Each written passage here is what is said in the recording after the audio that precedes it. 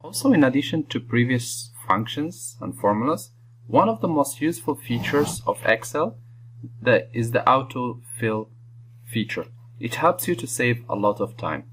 So for example, let's click in A5. Let's say I want to type a month. I can either type Jan, the short form, Feb, and also March. And no need to write the whole month. So I have just to select the 3 months, and as you can see here, we have this little sign on the right side, this little Q. We have just to click there after selecting all, and we drag, and we'll have April, May, June, July, August, September, till December, and you can again continue with additional year. Also, it doesn't only apply to months. We can also use it for days. I will, for example, here type Monday.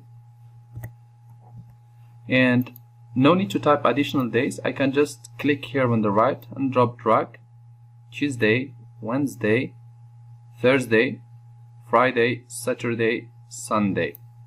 And there we go. I have the autofill, which helped me, and it makes you save time. Instead of typing each day manually, it helps you also to save time. Also, I can do the same for years. For example, instead of typing 2007, 2008, 2009 below, I can just type 2007, click on this little sign on the right side, and drag.